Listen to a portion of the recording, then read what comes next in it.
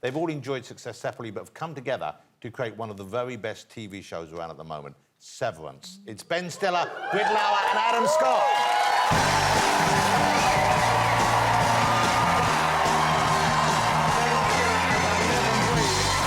Great to have you back. Thank you so much. Britt, I am so excited to meet you. I'm a massive fan. Adam, at last. Yes. Thank you for coming. If you come over to the end here, get along up here. Hello, you. Oh, wow. Nice to see you. Really. Yes, sir. Good to see you.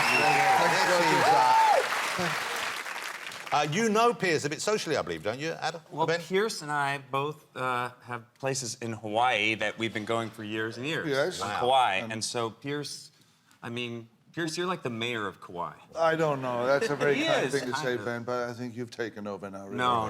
Really. But neither of us are the mayor. There's an actual mayor. Only one way to settle that. Who has the biggest yurt? Britt, I believe you have a link indirectly. You were named after someone from a Bond film, is that right? I was named after Britt Eklund. Oh, And you must be a fan as well, I'm sure. Well, I may have wanted to be you when I was a teenager as well. really? Yes. Okay. And you were also maybe my first crush. From what, Remington Steele or something like this? All of them.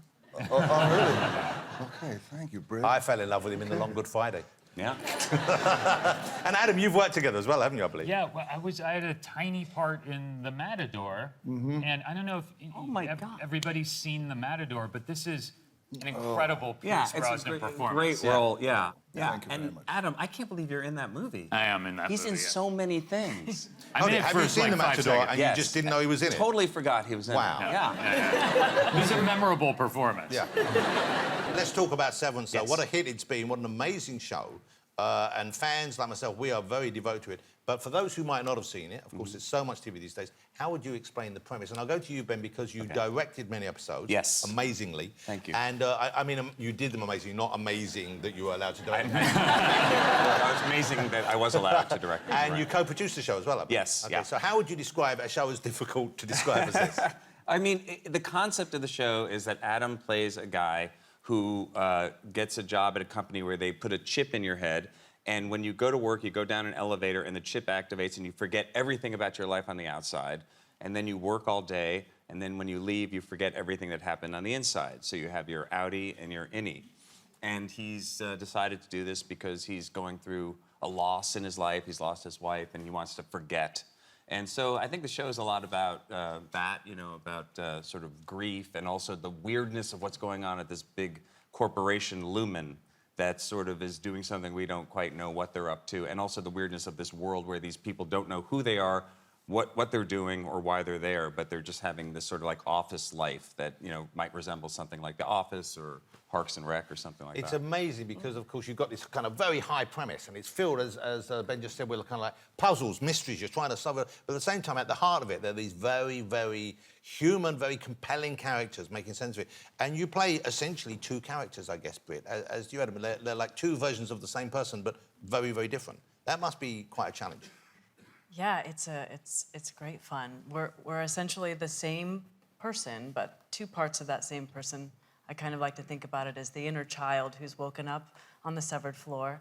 You meet my character in the first episode. She's laying on an office table and wakes up with no recollection of who she is, and soon comes to find out that her outie has opted for this surgery as well. It's sort of like you at the office party, after the office party. You've seen me, well, always with my bum out on the photocopying machine. If I'm honest with Guaranteed you, laugh. Britt, that whole losing, not knowing your memory, waking up, not showing where you are, that two kind of person, you're just getting a little bit of practice for perimenopause.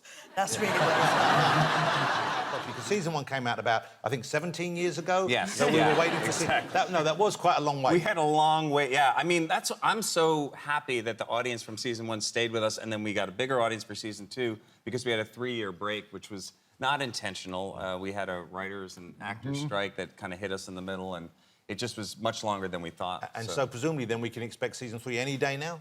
Next week. You are working on it though, are you? We're definitely working on it, and hopefully it'll be, you know, it's not going to be 3 years. Yeah. Here's the thing I want to pass you is so many, because it's a much loved show and it's a kind of like rich and layered show, there are so many theories, fan theories online about what's going on. What are the strangest theories you've heard about it, you've encountered? There's theories that one of the characters on the show is actually a goat. Oh, yeah. Well, goats figure heavily in the show. Yes, there are a lot of goats in the show. You must have spent quite a lot of time working with goats on this show. Then how was that as an actor's experience? Terrific.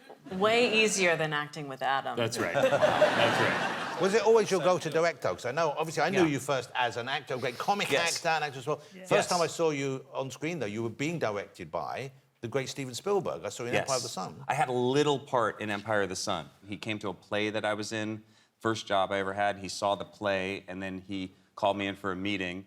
And yeah, there I am in the window with my hand up. Yeah.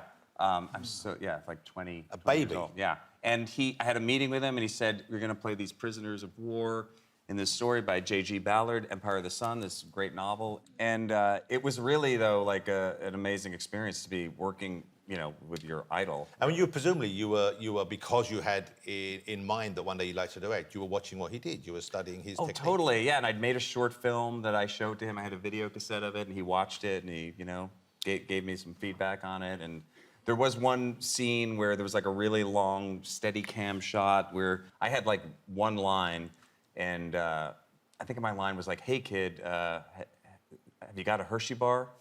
And then I realized I screwed it up, and I said, "Oh, cut." Oh. And then there's silence, and then after like a couple of seconds, I hear Steven Spielberg go, "What?" And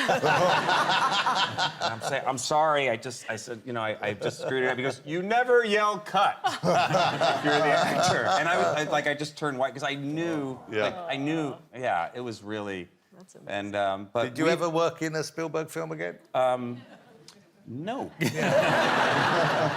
Britt, I want to talk a little bit about. It seems to me, I've been reading up on it. It seems like you had the most, from the outside looking in, an idyllic childhood, and you spend time performing with circuses at the moment, don't you? Occasionally. Yeah, after season 1 and after season 2, I ran away and performed in 2 different small tent circuses, one in St. Louis and one in Washington State.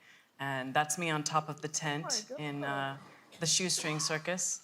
And I'm playing the ukulele, and I was a sort of a ringmaster of sorts. It's kind of amazing because for an adult to run away and join the circus is unusual, of course. It's a dream of many children. Yes. And, am I right in thinking that you sold many of your possessions and sort of like homed right down and lived in a kind of a pod on wheels for a while? Yeah, I guess you'd call it a caravan here, a fiberglass trailer. After season 1, I lived in that. How long did you live in that for? Actually yours? Yeah, that one's mine. But your parents, I wouldn't imagine they were the caravanning type. Would I be right? No. My parents were actors, They were comedians. showbiz. Yeah, so we were always kind of going on the road with them whenever they'd go perform in Las Vegas. They had a comedy team. They were called Stiller and Mira, and then my dad went on to do, you know, Seinfeld and other shows. Yeah, and my amazing comic performers. Yeah, they both were great. And so, yeah, our life was sort of revolved around showbiz and just being around them. And yeah, and I loved it. We loved it as kids to go. They go out to, we lived in New York and we go out to LA, and they would do game shows in the 70s or sitcoms, and it was so much fun. Well, they started doing a show as late as like 2010, I think. I mean, they were doing it for almost all their life. They must have been pretty old by then, I would say. Yeah. No, they were married for 60+ years, and they just worked together for that long, and then worked together separately. And I've been working on a documentary about them, actually. Oh, wow. Yeah, that's going to be coming out later this year, and it's been a really interesting process of like kind of going through home movies and footage of them on talk shows back in the 70s. That must have been quite emotional for you as well, I would have thought, to look back Yeah, on. it's been a 5-year process since my dad passed away, and I've gone through sort of times when I've like embraced it and other times when I sort of pushed it away. And then we finally got to a point where like, oh, this is actually a movie, where it felt like, oh, this could be a movie for, you know, people to see who didn't know my parents. And then I started to feel better about what we were making.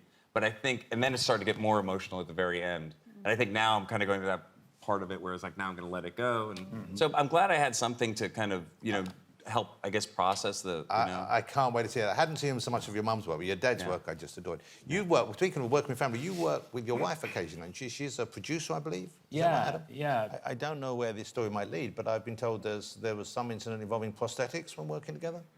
Oh, yeah, that's right. That's right. That was on a movie we made called The Overnight that I was acting in, and we were both producing together.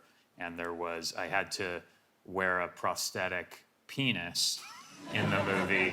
In the movie, Jason Schwartzman and I both wore prosthetic penises. His was enormous, and mine was like teensy weensy.